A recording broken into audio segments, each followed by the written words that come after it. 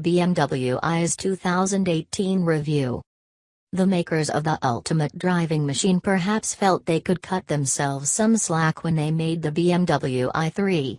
The electrically driven small premium model is one of the most interesting cars on sale to sit in, be around and examine, but has not hitherto been terribly exciting to drive.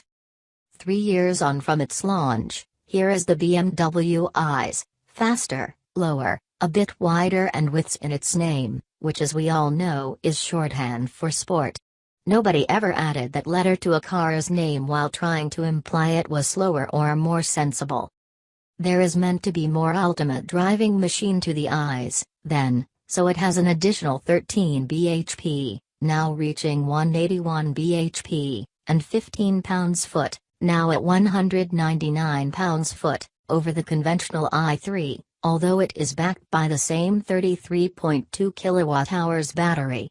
You can still have it as a pure electric vehicle or with a 650cc twin-cylinder range-extending generator, which adds easily refillable range in 120 kilograms.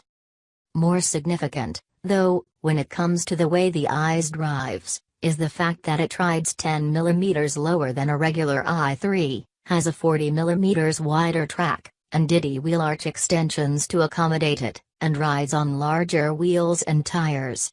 There is now 195/55 profile rubber on 20-in rims, rather than 155/70 in tires on 19s, something you suspect will make the biggest difference to the ride and handling.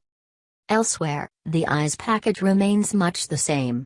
It's a rear-engined, rear-motored, rear-drive vehicle with a funky interior, constructed in places from unusual materials. This model, though, gets a new 10.3-in infotainment display, with BMW's latest software. Our test was of a regular i30s, not the range-extended version, and it's certainly more fun than the standard i3. I don't think it's controversial to say that fun and EV are phrases that don't sit easily next to each other, but the i's extra keenness is evident from the off. There are recalibrated spring and dampers settings and steering, and stability control, to get the best out of a car that now grips harder, and whose front end resists skipping gently across surfaces much better than it did before.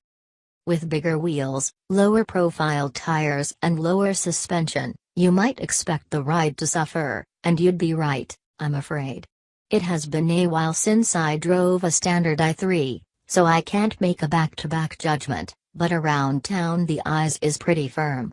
It's not uncomfortable and it takes the edges off hard lumps, but it's tall and, even with a lowish center of gravity, BMW has had to make a compromise between body lean and control versus ride comfort, and obviously decided that keener is best. And if you don't like that? Well, the regular i3 remains on sale, too. Performance is good. Motor response is incredibly linear, there's strong torque from standstill and acceleration from 0 to 62 miles per hour is a claimed 6.9 seconds. Not that you'll want to stay up at that speed for vast amounts of time, because lengthy high-speed running is what tends to cane the range of electric vehicles. The official European test cycle range is quoted at 174 miles for the i's, 12 miles less than standard i3. But BMW predicts a real-world range of 125 miles, which seems about right by our testing. Bear in mind that it'll be less than that when it's cold. Inside, there are a few new surface treatments, but the overall ambience remains coolly confident, with BMW's excellent ergonomics accompanying a style that's more exuberant than your regular BMW. It's airy, too, with good visibility.